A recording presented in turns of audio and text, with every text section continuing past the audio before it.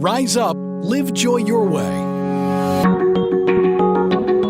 From emotional intelligence through cognitive distortions, certified life and wellness coach Kamini Wood is on a mission to help people see the magnificence of their own unique human spirit.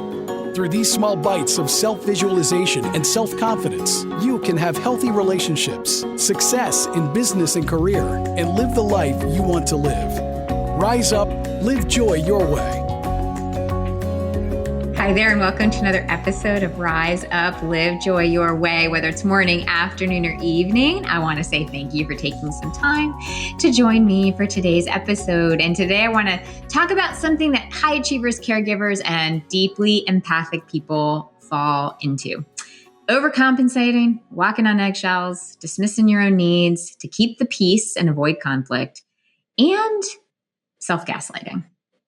Maybe you have spent years bending over backwards for others or trying to keep everything just right so no one gets upset. Or maybe you say yes when you're screaming no inside, or you start to notice that you feel resentful, but then shame for feeling that way. So let's just be clear. This is not about being nice. This is a deeper learned pattern that keeps you small, keeps you disconnected, and keeps you exhausted. And so today I want to talk about why this happens and how it shows up from time to time. And most importantly, maybe how we start breaking free. So if you're ready to stop second guessing yourself and maybe set some boundaries, this episode might be something that you want to kind of tune into. So how do we get stuck in the cycle in the first place? Well, enabling. What happens is we believe that if we take on other people's struggles or pain or mistakes, we can keep things safe and we can keep things under control.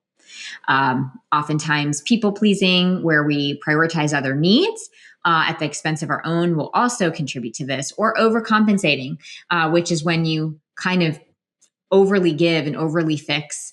And then, of course, this concept of self-gaslighting is this idea that you're overreacting or you start to second guess your own reality. So this can start early on. It can start in your family of origin. It can also happen as you go through life. There's not really a set way that this happens, but oftentimes you'll notice that there were patterns of you either trying to be the peacemaker or the caretaker, where expressing your needs or emotions maybe wasn't safe, but you just kind of had to keep everything even keel. And that might have happened in early childhood. It can happen through those formative teen years as well.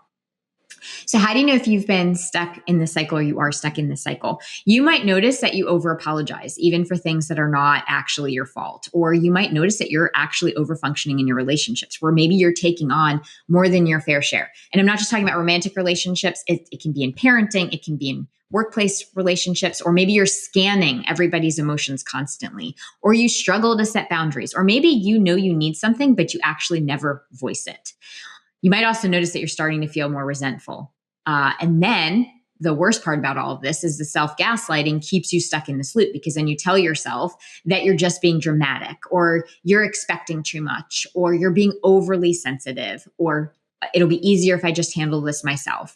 Or a very common one, I shouldn't be upset. They didn't mean to disrespect me that way. But minimizing your feelings doesn't make them disappear. It actually just pushes them further deeper until they show up in either some type of explosion, burnout, or true resentment or contempt. And this cycle is really hard to break, because if you're not aware, then it's hard to figure out how to shift things. But oftentimes we're in that pattern for many years. And so, it's the conditioned behavior. And with people pleasing, it creates this illusion of safety, because if you're keeping the peace, then there's this belief that, well, there's no conflict, then I don't have to fear rejection or abandonment or disappointing others. And that can feel safer than actually saying what's true for you.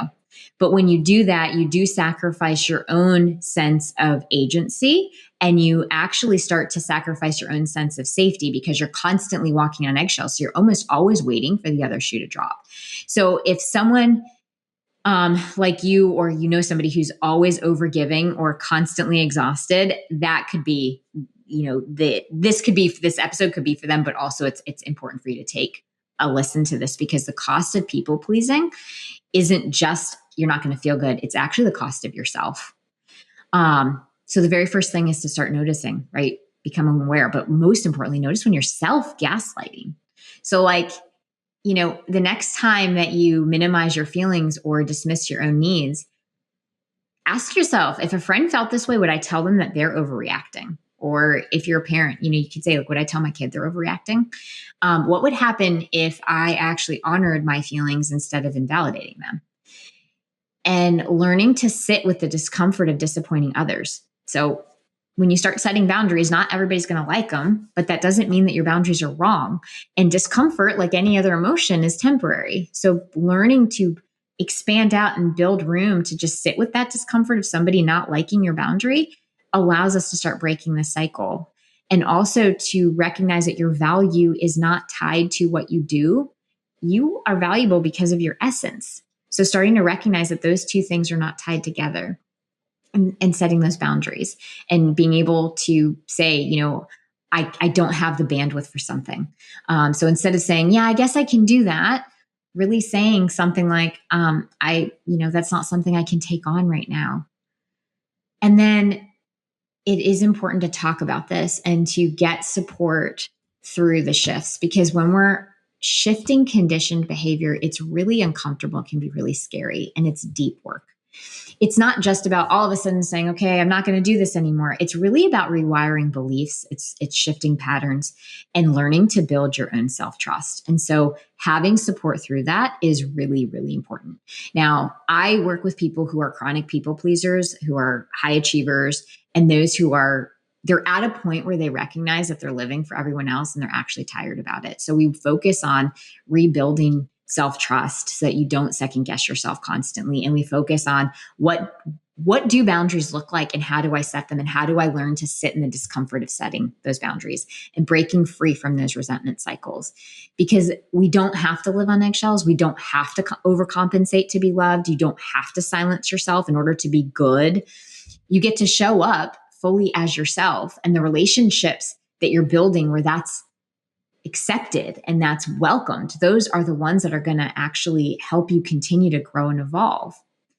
You weren't put here to make everyone else comfortable at the expense of yourself. You're allowed to take up space. You're allowed to have your own needs, and you're allowed to say no without explanation or justification and without constantly carrying guilt. So I challenge you to notice where you might be silencing yourself. Take one small step towards choosing yourself. And if this resonated with you, or you feel like it could be helpful for somebody else, please go ahead and share this episode with them. And again, if you feel like you're ready for that support in working through this, feel free to reach out to me at any time at coachwithkamini.com. And just remember that trusting yourself is so vital, and you're so worth it. And so until next time, stay well. Thank you for listening to Rise Up, Live Joy Your Way. For more information, book a chat with Kamini at www.chatwithkamini.com or visit her website at www.kaminiwood.com. You can also find Kamini on Facebook or Instagram. Username It's Authentic Me. Thank you for listening.